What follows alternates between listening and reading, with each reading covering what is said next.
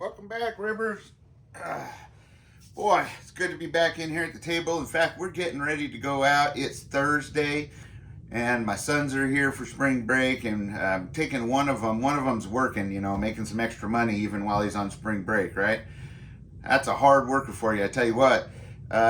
Smart kid, got a good head on his shoulders, but he's making sure to get time to go out and have fun. Did mini golf yesterday, and I think later on we might see a different movie or something like that. And I think for dinner tonight we might even go to Red Robin. So be sure to get out there and spend time with your families. Now, as you can see, we're at the bench, and here at the bench, this is a temporary bench while I build the other one, right? Now, while we're at the bench, you can see that we've got lots of little projects on the bench for videos that are coming up. So keep an eye out. There's going to be some fun ones. I'm telling you what. Now, that being said, if we were to have, everybody's talking about SHTF, rule without law, WORL, right? All that kind of stuff. Desperate times, people, food shortages, and climate change, and solar storms, and wow, I mean, if you let it, it can really get to you. And I'm not saying that you shouldn't be, staying abreast and informed, but at the same time, you don't want to get yourself, panicked or in an anxiety situation, or, be stressing out about it too much, letting it affect your life 100%, because you have to be able to act and move forward, right? Do the things that need to be done. But it is smart to be paying attention enough to know that, you really should be doing a few simple things to get ready or be prepared in case anything happens. It may not be extreme like that. In fact, a good friend of mine, Central Florida prepper at Survival Living, if you haven't checked him out, check him out. But he said something the other day that was really smart. And that SHTF doesn't have to be catastrophic, right? It could just be your power going out for a few days, right? Or the gas stopping for a few days, right? And that can be due to damage to the line or a cyber attack. Either one does the same thing, right? Loss of power could be from a really bad storm, right? Ice storm like Texas had. And or it could just be somebody hit a pole and it's going to be a few hours, right? Food shortages, right? That's a tough one. That could be from what's going on globally to what's going on locally, right? And causing problems with your grow area. Like right now, the weather's crazy. That's nothing we can control, right? Now, we can do things like, for instance, support your local butchers and farmers, right? And get relationship with them so that when times get rougher, they know you took the time to build that relationship with them, and they'll make sure that you're okay, right? That you're taken care of because you didn't go to the big box store, right? That's a simple one. So let's talk about if you had to provide for yourself, right? And say even you're not necessarily a firearms person, or you don't have one, or you can't get one, or you can't afford one, or whatever it is, or maybe they come take them from us, right? Well, it doesn't mean you don't have options, right? And one of the options is air guns. And we're going to talk about those for a minute. But more so, what makes this a really good alternative is being quiet, right? Because if things are falling apart, things are getting chaotic and stuff like that, well, you're not going to want to go out a whole lot if you don't have to. You're going to be able to bunker in, right? And only go out when you need to, right? To limit your exposure to threats and liabilities, things like that, right?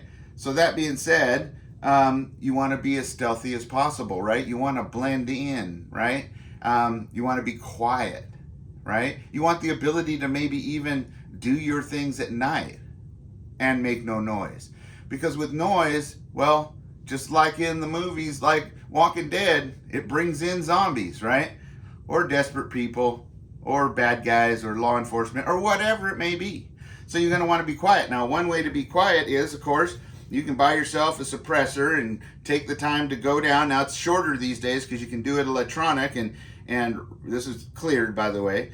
and you can get yourself a suppressor, right? Register it, get your tax stamp, and it will make a 22, which I think is the first thing anybody should get if they're going to get a suppressor, is a 22, right? Because it's versatile, it's quiet, lots of ammo, and let me tell you what, you can make this whisper quiet, okay?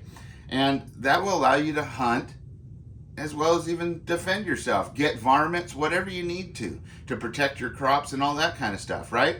And the thing is when you take the shot, if they can't be heard, well, it's confusing to the animal, like say a rat or a raccoon or something that might be getting into your garden, right? Or a bad guy, and they won't know which way to go or what to do. And that gives you an advantage, and that's what being quiet's about, surprise and advantage. So now that we've said that, let's look at air guns, right? Something a lot of people overlook, but sometimes you hear people talking about it. But most people don't know there's all kinds of air guns. I mean, would you believe they have an automatic air guns now? They're like little machine guns. They're really pretty fun. They go through BBs in a hurry, though, let me tell you what, because they use BBs, not pellets, because it wouldn't be able to necessarily line up the pellets. But I do believe there are some full auto and semi-auto pellet guns that take clips that orient the pellets in the correct order. So let's start with your basic model. I mean, you can go down to the store and for $50 get a little inexpensive pump model. This is a 760 Pump Master, they call it, and it's made by I think this is made by Crossman, right? And you can use pellets BBs. You can pour BBs into this hole right here, right? And it'll rattle around and make a lot of noise, right? You can do it that way, and that way when you pull it back, you kind of shake those those BBs into this little channel here, and they fall into place. And then you can go ahead and put one in. Now there's nothing in here, so it's unloaded. And then you can just pump this thing up as many times as you want. You know, you've heard like in the old days, your dad used to go around and they'd play either 1 pump, 2 pump, or 3 pump, tag with pellet guns or BB guns. Now I'm going to tell you, you don't want to do that, right? You want to be safe, right? If you want to do that kind of stuff, go get an airsoft gun and some eye protection, and you're good to go, right? You'll have all kinds of fun. Plus, it's a great way to train. But we're talking about using these like serious tools, not just as toys, right? It's a great way, one, to train your kids at a young age the responsibility of a firearm, right? How to work a safety, understanding that what comes out the end of the barrel destroys whatever it's pointing at, right? Whether that be a can or a target or whatever. And it also helps get them used to using sights and aiming and getting accurate, right?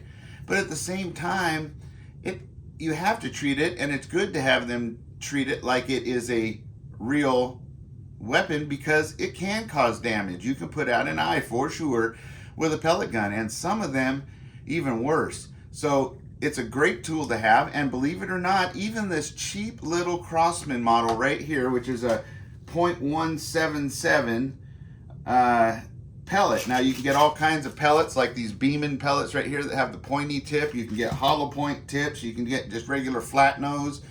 You can get all kinds of things, and what it does is it shoots a little tiny pellet like this. And you probably won't be able to see it, but let me put it in my hand. Little tiny pellet like that. I know you've all seen those, and there's a front way and a back way, and you put it into the little thing and load it in there. Now, given enough pumps on these, it can take small game. You could get squirrels with it. You could get, rats with it if that's what you're in the mood for. You can take care of varmints with it. I mean, if it's pumped up good and you're a good shot, and that's another thing, it gets you thinking about shot placement. Well, something like this will really work. And you can also then just maybe give it 1 or 2 pumps if you don't want to necessarily, kill something that you're shooting, and you just want to give it right there on the fanny to get it away from your property or your garden or whatever like that. Well, you can do that too, and it won't cause much serious damage. So if you're going to do that, I'd recommend using the BBs too. So that being said, this is a great option. It's something that anybody can afford. You can probably get these on sale for as low as $30 or $40, maybe. I don't know. These days, it's hard to say with the prices. I mean, things really are getting nutty out there. So that being said, that's your first option. They're light, right? It's a good way, and they're really, really quiet. Look, we just gave it like 2 pumps, and we'll just discharge it at the floor here. There's nothing in it, and that's about what it sounds like. Okay, so that's your first option. Now you can go and step up to some other options, and they have, there's spring loaded, there's pump versions that pump up the air, and then there's also, well, this would be a spring loaded pneumatic, this one here. And then there's CO2, and they're all great. But the thing about CO2 is the canisters are yet one more thing that you're gonna have to find along with pellets. But as you can see, this little tin here is 500 pellets, and it costs just a few bucks, right? So you can store an awful lot of these in an ammo can and basically be able to use these to feed your family. Now this one here too it has 2 barrels. Right now it's got the 0.177 pellet in it, so that's what I've got it set up for. It's got a little scope on it so you can see accurately. It also has iron sights on it if you want to use it that way. It's another step up. It's maybe 100, 150, somewhere around there. And it's a pneumatic one where you basically just cock it like this, right? And you got to have some strength sometimes to do that. And then it's ready to go. Well, you cock it like this, and then you take a little pellet out. You put the pellet right there. So it's a little slow process, and you put it back. But it does have more power, and it also has a 22 caliber barrel, so you can use 22 caliber pellets.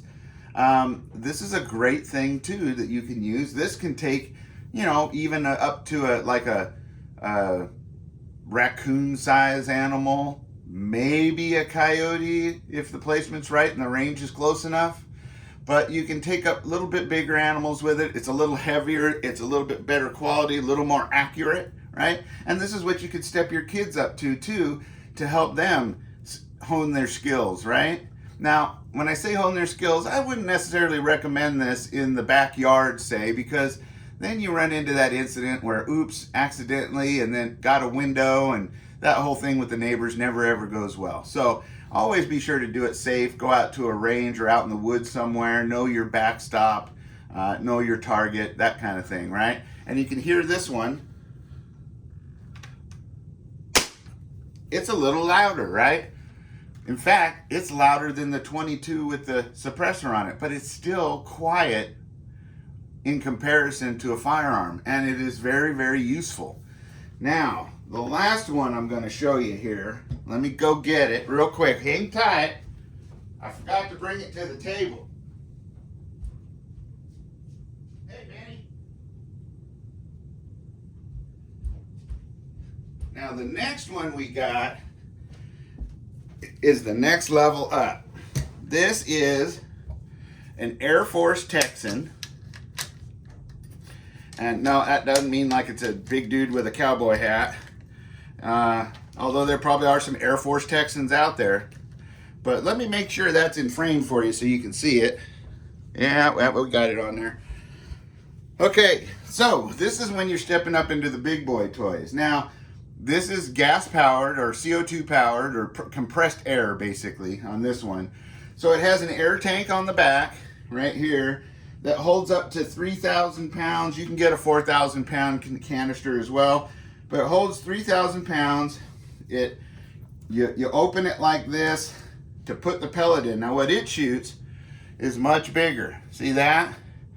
That right there is probably, I think it's about 150 grain hollow point lead. They call them pellets, but as you can see, it looks an awful lot like a bullet, and it acts an awful lot like a bullet. This one here is 35 caliber. Now they make these in, well, they make them from 1.177, I believe. They make a 22, they make a 25 caliber, they make a 30 caliber, which this one is. They make a 35 caliber, they make a 45 caliber too. Now they don't make a 50 caliber that I'm aware of as of yet, but they're 45 caliber. There are some videos out there, and man, oh man, that thing really whacks cinder blocks and turns them into dust, right? Now, not like completely dust, but it breaks them up pretty good.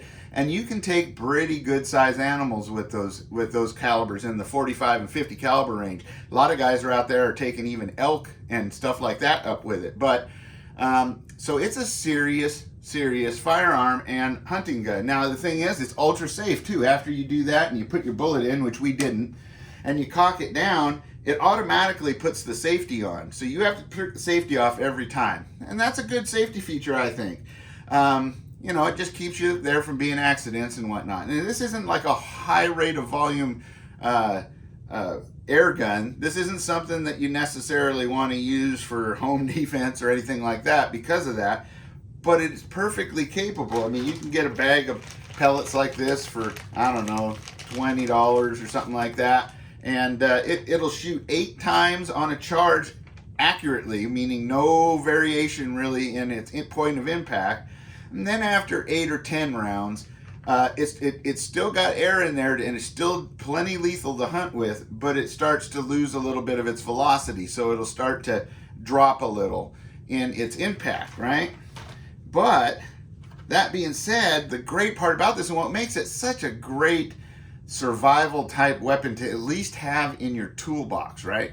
We're not talking as this is your go-to or your always use, but it definitely has its place, right? Something you should have. Things like this or a crossbow or something like that. Now, you can, believe it or not, they have a pump here.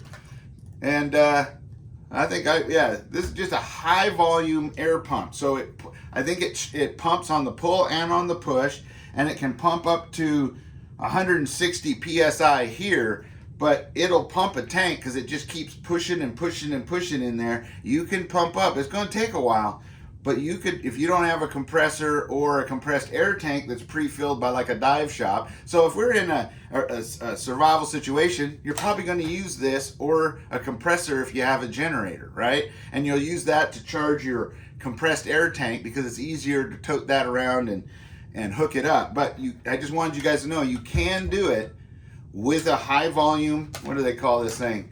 It's a high flow hand air pump, right? So that is one way you can charge it. It'll take a while, but still, this is I'm telling you, they hunt deer, boar, whatever else with this 30 caliber one, as well as the 45 caliber one. Now, the neat thing about this is, you see how long and big this barrel is? Well, that barrel only goes into about right here, or somewhere right in here, right? This is actually a suppressor, but they call it a moderator. It's a moderator to moderate the sound in an air gun. And the thing about it is, you don't have to get an approval. You don't have to get a tax stamp. You don't have to wait months before you can have something you paid for. None of that kind of stuff. You can just have it on an air gun. And you think, well, why would you want it on an air gun? Well, because these do make quite a bit of noise until, still less than a firearm, but until you put a moderator on it or a suppressor, whatever you want to call it, then they become really pretty darn quiet. And to have something that can take big game like deer, etc., boars, things like that, and be quiet, whisper quiet, well, and we're going to see how whisper quiet, because, you know, some people say it's super silent. Some people say it's pretty silent. We're going to find out when we go to the range. This is at the bench, right? So we're going to kind of give you a talk about what we have here. So then we'll go out to the range on the next video. So stay tuned. That's going to be a good one. I'm going to go out with my sons to do this. Now, this moderator here, or suppressor, don't think you can just take this on and put it onto a firearm. They purposely make them so that you can't do that. Like the baffles in the inside of this are made out of usually a heat resistant, really high density nylon of sorts, and they make their baffles out of that. Some companies do make them out of aluminum, but they're still lightweight cans. You wouldn't want to put them on a firearm, so don't do that. And they also don't thread them. They're on here, and there's a set screw, so it's a really tight tolerance fit, and then a set screw to keep it from just coming off.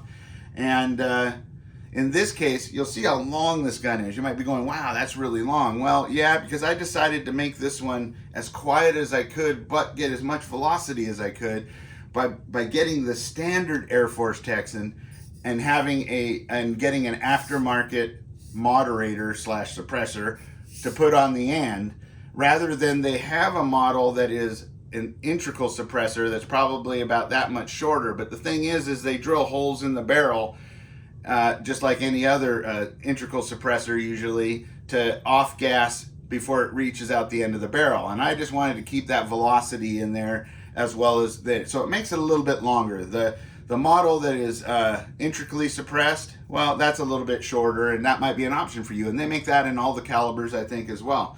And I just put a little BSA simple 22 scope on here because there's not a lot of recoil and whatnot. And we're going to go out and try and see how accurate it is. We're going to see how quiet it is, right? And we might even take a brick, if I can find one outside somewhere, and go out there and whack a brick and see what it does. So I just wanted you guys to be aware. Oh, and then I forgot to tell you, one way you can charge it, see, as you go down, now I got this. This is actually an air tank for firefighters, right? This is a great way to do it because it's a high pressure tank. This can take 4,500 PSI, and you can go down to the dive shop. They can charge this up to 4,500, and it's not metal, I don't believe. This one is like a carbon fiber, so it's lighter, so they don't have to carry as much weight firefighting, and it's just perfect for having for your air gun. So you could have this in your kit. You could charge it up with your compressor if your compressor is powerful enough, or a dive shop, and then you can use this to fill up the small canister like this to go out hunting or whatever you need to do in the situation you're in. So, and you can see how light that is. I can do it with one hand. I don't think I could do that with a steel tank, but then all you have to do is hook a kit like this on, and this screws onto that air tank, and it has a gauge right here, and then it has a valve right here that you have off, and then you click it. Now you can click this on to the side of the gun right here and shoot straight from the tank if you want, or you can hook this up to the thing here, your air tank here, and fill that up, right? Well, because that is actually on the tank, so you can take it off if you wanted, or you can just hook that in and shoot from there. So it's a pretty handy thing to have. This clicks in. It allows you to fill that tank and get multiple shots, right? And it has a gauge on it that goes all the way up to 5,000 pounds. So you don't want to really go over 3,000 pounds with this. So you crack this open slowly until it starts to get that 3,000, then you shut her down, right? And then you can get a few charges out of that tank, and that's what we're going to find out at the range too. If we shoot this one dry, we're going to try and charge her back up. So that being said, there's an option for you guys. I hope that helps you think of ways to have the tools you need to not only feed your family, because as you guys know, I guess sometime today or something, there was some news report out there that said that our fearless leader was telling us we better get ready for food shortages. I got to tell you, that's something that I've never ever heard in my entire life from the leader of our country, no matter who it was. So this is the first.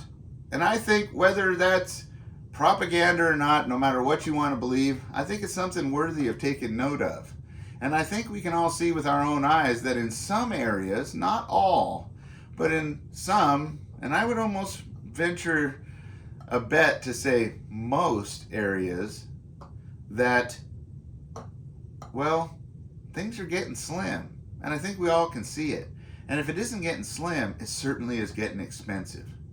And so that's something that we all need to think about. And we need to think about ways to be self-sufficient and be able to say, go out and fill our freezer, right? And that can be done during the day quietly or during the night quietly with a tool like this. Also can be done with things like crossbows and all like that. Those are future videos that I'll show you coming up. I hope you enjoyed this one. Go check out Air Force Texan. Tell them Rip sent you. And I'm not affiliated in any way, so they'll probably go, who the hell's that, right? But go ahead and let them know you're a ripper and that you saw them on the video, and that might actually tickle them. Maybe they'll have us show more stuff. I don't know. I mean, I'm not that important. So, but definitely have it in your mindset to be, whether you get your $30 to $50 pellet gun, your $100 to $200 pellet gun. They even have $300 so pellet guns. Heck, some of them you might even get are semi-auto that can still hunt with. And there's actually some really good ones. There's some videos out there. Watch them. There's guys that hunt raccoons with them in areas where the population's crazy. It's nuts. It's nuts what these things can do. and they definitely have come a long way. They're not your daddy's or your grandpappy's Daisy Red Ryder, right? So, that being said, always be safe, always be secure, be aware of your surroundings, right? You got to be paying attention these days. There's some scary stories coming on out there. Heard one the other day, I think just yesterday. Somebody was carjacking an 80-year-old lady's car, and she got her arm stuck in it, and they basically drug her down the road, and I don't think she made it. That's awful. That's terrible, right? Whenever you see that, stop it. We're better than this, right? I know we are. We're better than this. We can do better. We can rise above and come together and unite. We can see the division when it's happening and not let it happen, right? Yeah, we have that in us, and it certainly will help us all if we do. So, be getting ready and prepared for anything that may come your way, right? Until next time, adios.